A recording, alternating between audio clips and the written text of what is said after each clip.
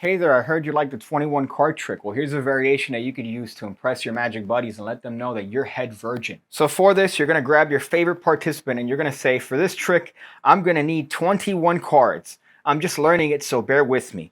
1, 2, 3, 4, 5, 6, 7, 8, 9, 10, 11, 12, 13, 14, 15, 16, 17, 18, 19, 20, 21. So, sir, I'm going to mix these cards up thoroughly, and I need for you to select one. Go ahead. You picked it. Please look at the card and remember what the card is. Great. Don't forget it, because if you forget it, then this is really a waste of time. But if you think about it, it's already a waste of time because you're watching me do a card trick. So go ahead, you could put it back. Let's put it back over here. And if we want, we could cut the cards, we could mix them. It doesn't matter. It doesn't matter. Here we're mixing the cards thoroughly because the process and the mathematics of this trick. Again, I'm learning it. I really don't know the trick well, but I remember that you have to deal certain piles. So let's deal the piles here and see if I could figure out what your card is. Oh boy, I don't think this is going well. I don't know if you were supposed to deal the... no, you weren't.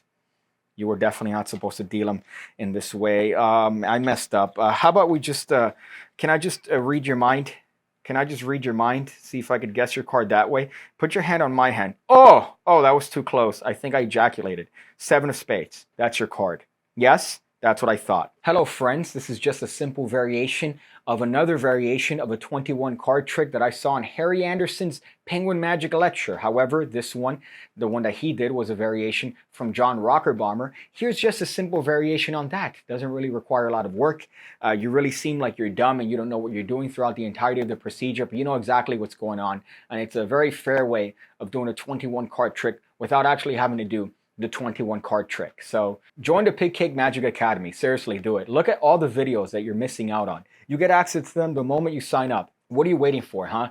Are you waiting for somebody to tell you that it's good? Just join it. It's $5 a month, $10 a month if you join the Mentalism tier. You get 5 new videos every single week. So not only do you have access to the thousands of videos that I've already uploaded there, but you also get 5 new videos every single week. And I don't stop. It doesn't matter if I get hit by a car. Doesn't matter if I get sick, if I get gonorrhea, I still keep going. So go check it out. Check it out. Just do it. So for this trick, you're going to need to count on 21 cards. It doesn't matter, but what I like is to carry on this pattern of pretending like I don't know what I'm doing, but really I know exactly what I'm doing.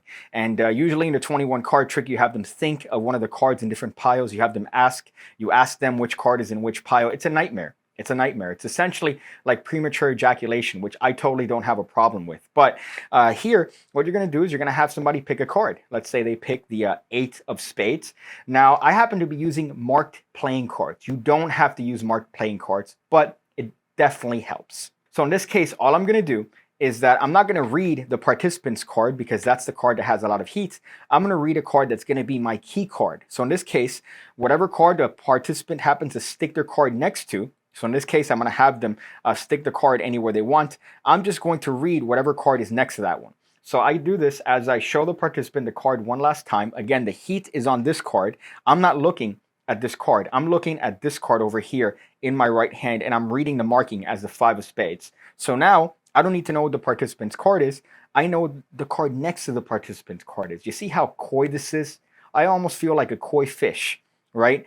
The participant, of course, could score it up. They could cut the cards that they want. It doesn't matter because of the key card principle. We don't need to know the card. We just need to know the card next to it. So if you want, you could do this Charlie Air shuffle.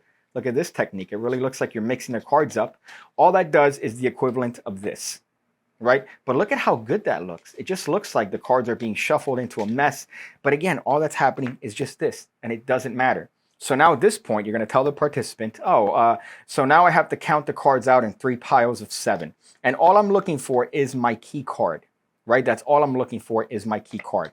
So I'm going to keep dealing until I see my key card. So for the sake of explanation, remember, the key card was the 5 of spades. When I see that card, I'm going to stop dealing because I know that the next card is going to be theirs. So all I have to do at this point is almost deal this card, take a peek at it, and go, wait a second, I messed up.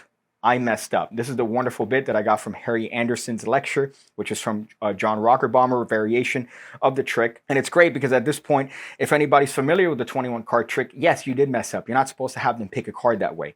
And you go, all right, I've peeked at this card, so I know that their card is the 8 of spades. And I could close this up and go, I messed up. So I guess, can I read your mind?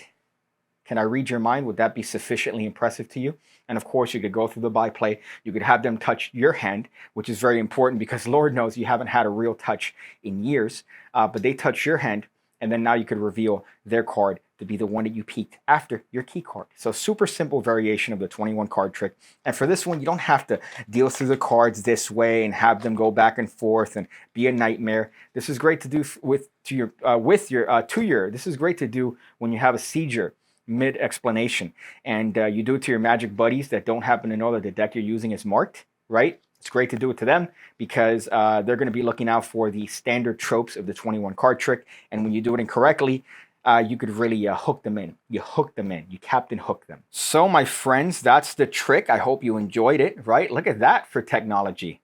Oh, look, it's square with my face. It's a variation of the 21 card trick, as I mentioned before. It's definitely a fun one.